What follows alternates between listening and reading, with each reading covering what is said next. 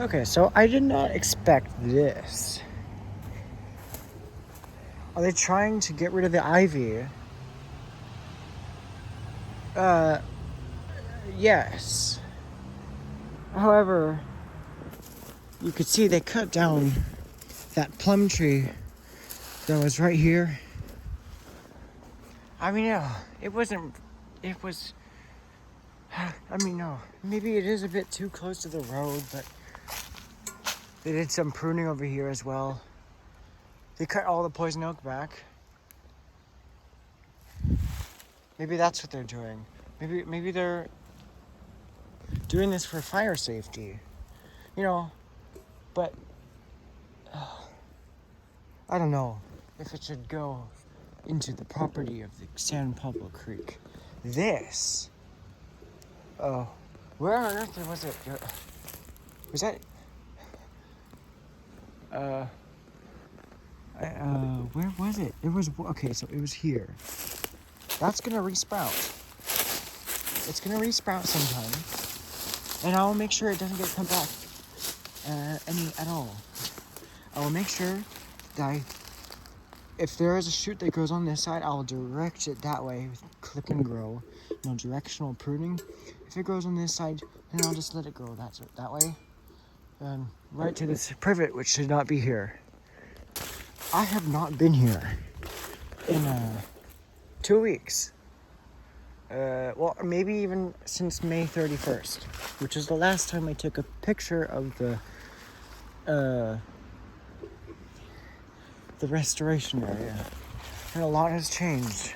But I just simply came here to water the restoration area and any plants that survived when I was gone. I just realized we forgot to clean up the mattress that was on that rock over there. Hello everyone, welcome to the Watch Poplars. Welcome to an unexpected episode of the Watch Poplars. I don't know. I was about to say Crime Pays for Botany doesn't, but that's because I watched that too much. I watch it a lot. You can't watch that channel too much because it's super beneficial. And I highly recommend that you subscribe to it. You'll get into the punk community. You'll start, actually having will to remove invasive plants and just kind of help the ecosystems. So it does definitely look like they were doing this for fire safety. I fucking hope that they do not remove these plum trees. It does not look like they touched any. They removed one, but that's okay. That's okay. There was a small one. I'm just assessing a situation here. They removed a willow. Okay, they removed a willow here that, I think they're removing things that are more than 5 feet from a structure, because that's the rule. Oh, there was a rodent right there. I don't think they should have removed this much. This is a bit of an extreme. You see how it goes down like this? That should be the border. There was already enough space right here. Back there, it's fine. But here, it's not. And I need to find out where that willow was exactly, so I can be happy. Or not. Well, okay, so what does that look like? That looks like a willow. That looks like where the willow was. Do you think that's 5 feet from the building? No. This is. But, those could just be, I don't know. They could be directed away from the building so that they grow away. They left this willow, so why did they cut that one? It boggles my mind. They left this one. And this one's actually closer to the building than this one. I don't know. It's not a big deal, but, it confuses me. Because I know what the fire prevention, I know what that all is. I know what it's all about. I know what they do. I know what the rules are. And that confuses me. So they also, I mean, at least they saved a bunch of the raspberry. It looks like this happened quite a long time ago. Like, shortly after I left to go to Colorado, they cleared it all out. The proximity and time that has to the moment I left does not matter and has no relevance. But I thought this has just been interesting. And I'm so glad I headed down here. So they removed all of the snowberry. They could have left some towards the bottom of the rubble here. It's okay that they removed this. And what is that? It looks like some kind of pottery. And it's filled with soil. I don't know. Well, it has one hole in it. It doesn't look very useful for a bonsai, but it does look like it had a plant in it. It looks like it was either a jade. I think it was a jade. It was definitely a jade.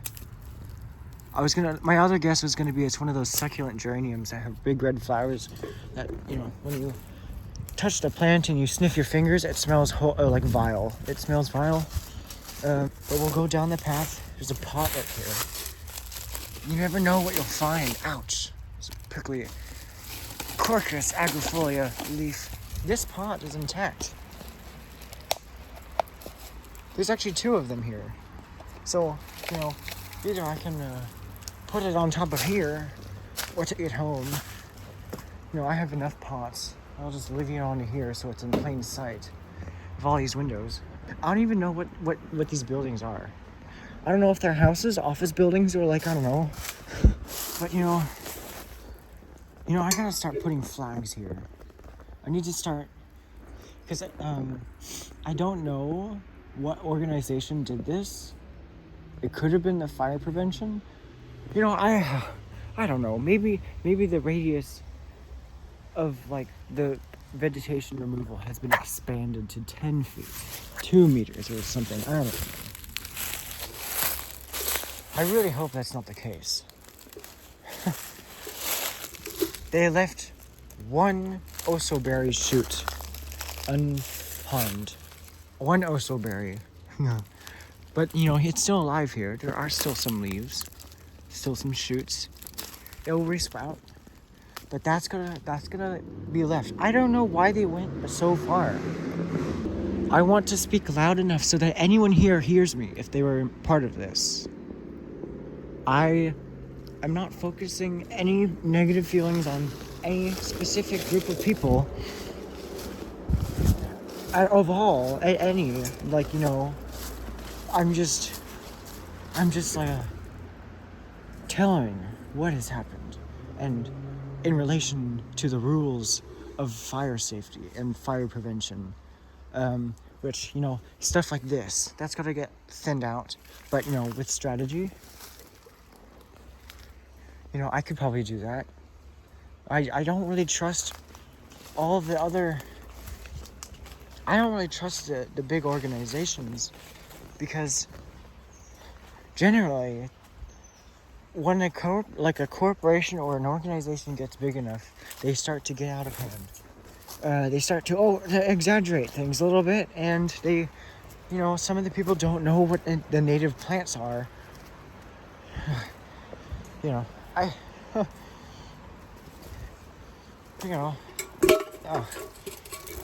But, they left this place intact. There's a lot of snowberry right here.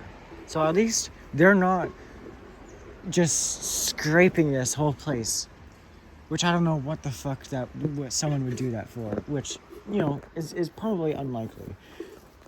So that's a good thing. Now, I'm gonna have to do a tick check, because, there are more ticks here than in Colorado. Super surprising. There was grass everywhere in Colorado, and I thought I was gonna get more ticks in Colorado than I did here.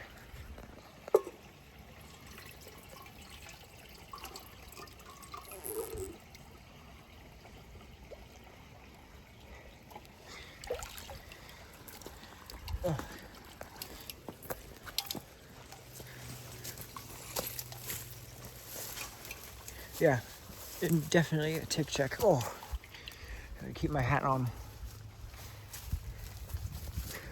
Looks like there's deer shit here. That's nice.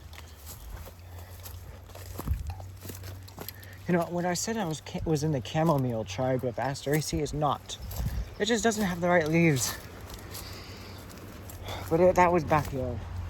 Also, the Conia maculatum is definitely regenerated, as well as all the fucking mustard. Oh, the fennel. I gotta prevent that from flowering or seeding. Yeah, that's serious. These are a lot of invasives taking over. The cow parsnip has one leaf. One leaf survived. That was the fourth one. The others, not so. But, you know, I can keep that alive just a little bit longer. You know, this place drains very easily. The ash sprouts, you know, have near all touched the ground. How is it? What on earth? You know, I don't know. Maybe it's because the walnut branch is covering it. But, you know, what? Oh, it smells. Oh, I don't know what it is. It has the leaves of a figwort. You know, there, the figwort. It has the leaf arrangement as a nightshade. So I think it's a nightshade. It smells like a nightshade. It smells very, very strong. But, you know, I'll keep an eye on this. This is a nightshade. I don't know what kind of nightshade it is. I thought this was gonna be just crisp. But that, you know, if it's one of the garden nightshades that somehow got here for no reason, then I'll remove it. What else is growing here? It could be anything. You know, I could bury a section of this raspberry vine, which has no sight, which has no end in its growth in sight. So I can bury it sometime soon, and bury a section here so that it acts like a new individual, and therefore I get it starting to spread back into here. Just trying to get some native flora spreading into the site, the area. There's some figworts over here. Scrophularia californica. I'm just using creek water, as you saw. There's these. And I'll keep going for like sometimes 5 times getting water. I put a rock here so that these would be protected. It seems to be working. There's one here as well. And then I'll get back to this pulling all the invasive shit out. There's a lot of acacia seeds that are from this Acacia dealbata. I don't know how it got here, because it's just too hot and dry for any of the seedlings to survive.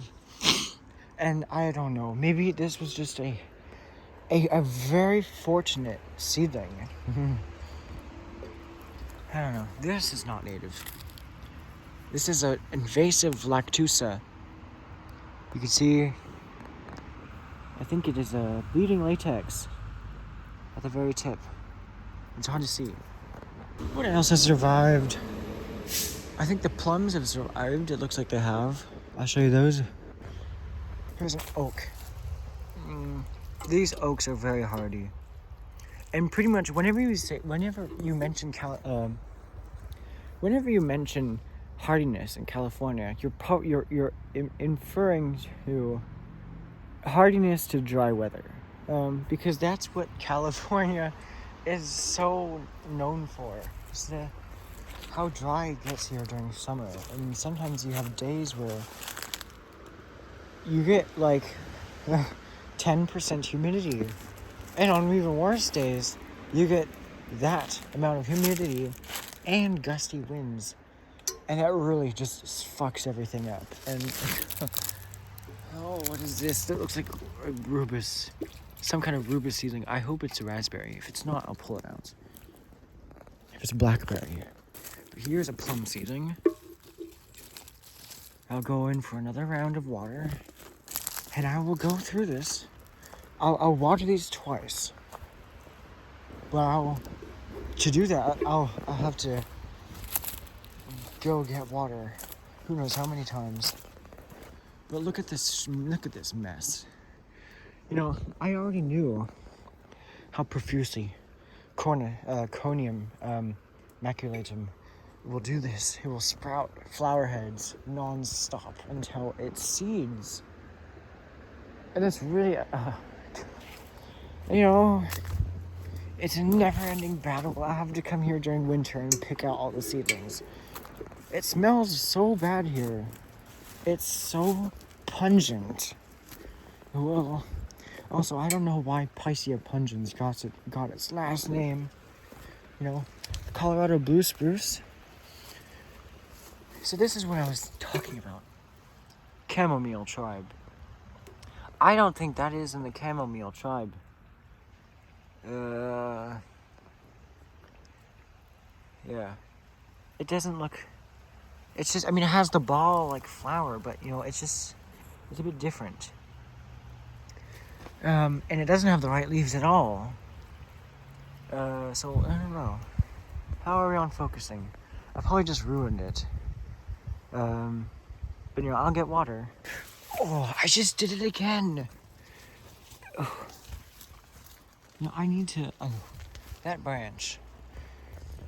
This is a path I go on every day, and I have to...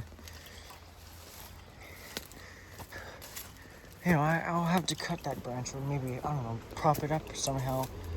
But if I cut it, you know, I'll have to do the two-finger cross. Like that. Which means, well, I just like to do that. I don't really believe in God, but, you know, I just do that for fun. Just to kind of show my appreciation. It means God bless. So when I do that whenever I cut a plant that is native. If it's not native, I don't do it at all. I just keep beating it up. I just smack it off. Just, oh. Oh, my sweater smells so good now. You know, whatever it takes. It hurts. But I just cut that clean off. Now, fennel is edible.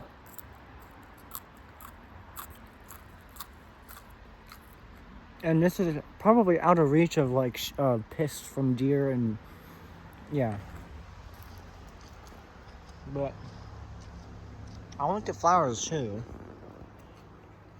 They're not very ripe. It all tastes the same. But you know, this is an atrocity. I understand why they brought it here. This one was probably intentional because it's an herb.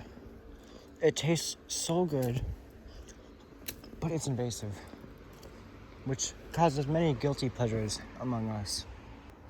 So I'll get this. I actually just watered these twice, so I didn't mean to do that. What is this? I'll keep it watered, and if it's an invasive, if it looks like something non-native, then I'll pull it out.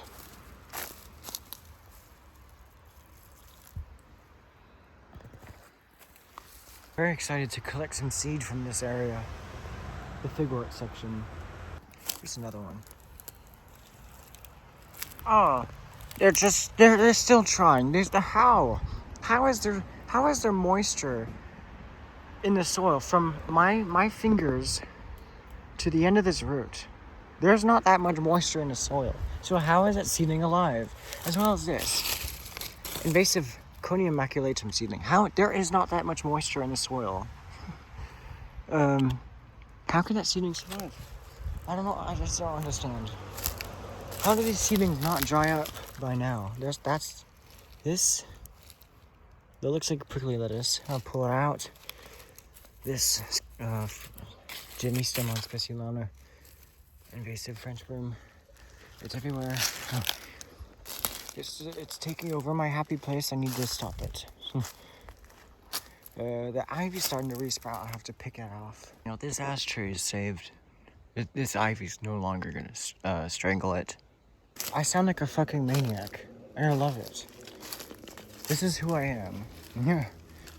And I love it. I want to get people's attention.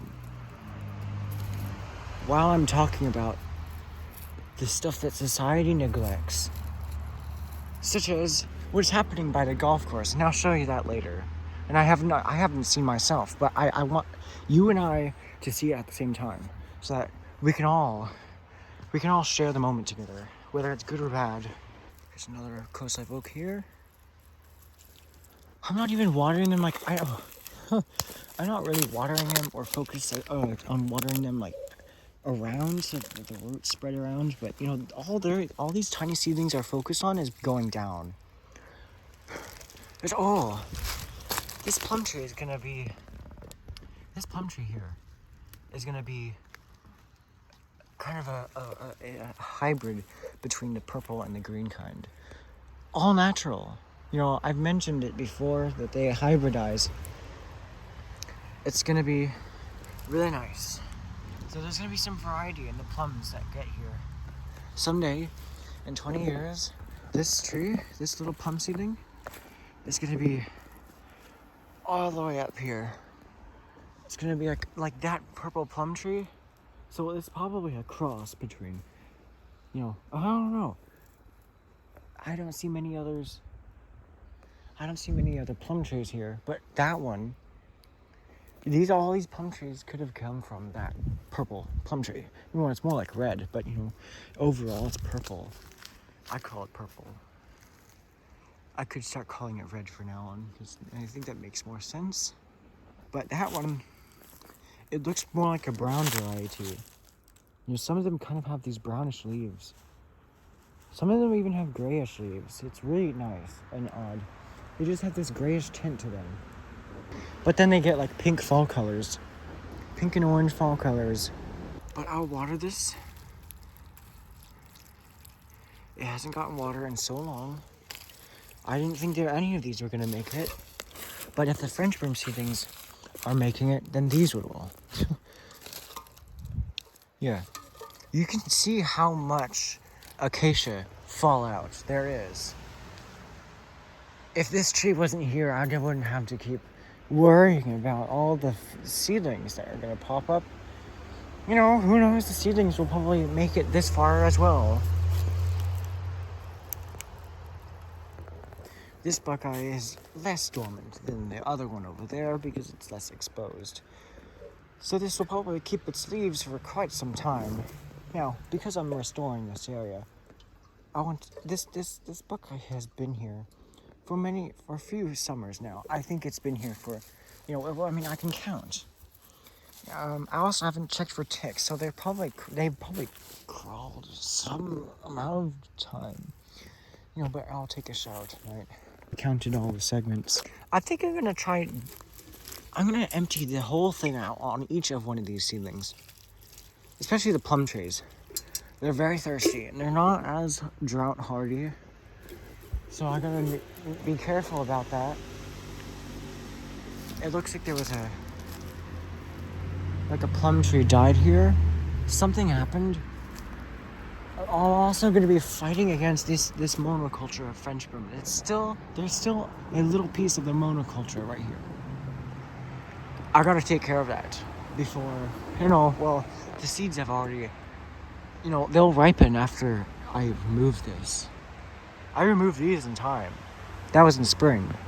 But now it's summer, and these seed pods are going to explode any time now once they turn gray. They're already starting to turn gray. So in like a week, they'll start to pop and explode, and you'll hear it when you're walking through here. But I will, and you'll probably hear it on camera. So this is like the little poison oak area. Or, well, where did the poison oak go? Did it defoliate? Last time I was here, it was just starting to defoliate. I don't know why. This is what it should look like. All that. Just this greenery here. It's getting very dark. I don't know They look like they have some life in it, but I'd be surprised if this is drying out already. Because it started to happen in May. Usually the color starts to happen at the beginning of July. That's when the poison oak starts to go dormant. But you know, unfortunately, I don't know how, but it was just broken, the tip of it, twice. It was broken twice. And so, but it's starting to sprout back at the base right here. So I can water that and it will come back. I gotta make up for the amount of time that I have not watered these for. And with like a big soak. That's invasive. Periwinkles, Vinca major as it is. It's just it's the greater Vinca. It's the greater periwinkle. Yeah. Making noise in the bushes at like, I don't know, 7 p.m. No, it's 8. It's like around, it's almost 8. And the first day of summer. It's the second day of summer. It's, astronomical summer.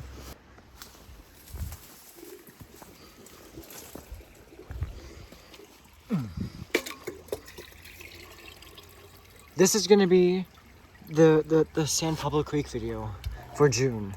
I mean, it's too late to make a June at the San Pablo Creek video because the 15th was almost 10 days ago. Okay, so I'm not gonna hit this branch. Okay, I'm all good. Oh.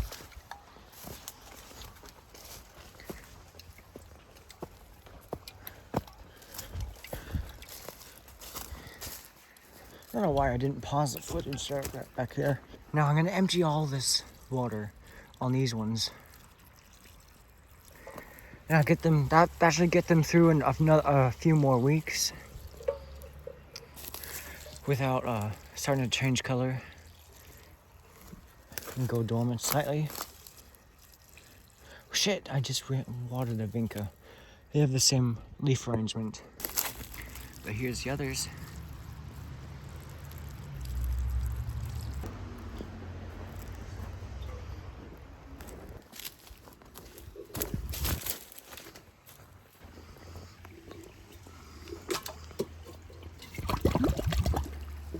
Yes, that's how I will do it. The power lines are buzzing unusually loudly this time. Maybe this time I'll water these 2 nightshades. But I'll only use this little hole here.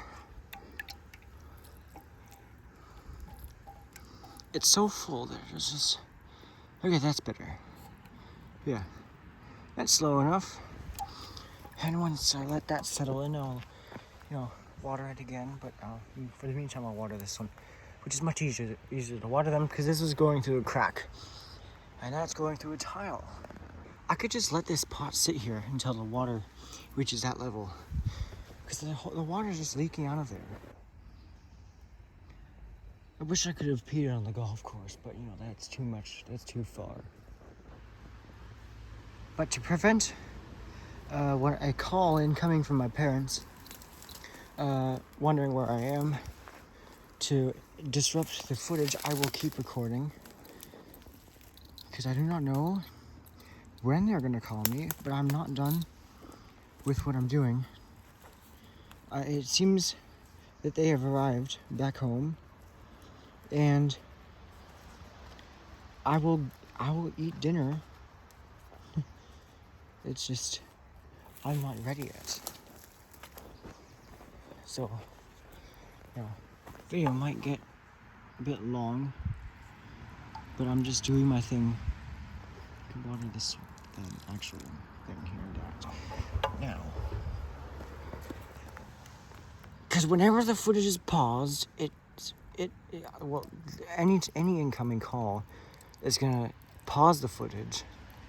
I don't know if I can change something on my phone to prevent that from happening, but right now I just gotta do this.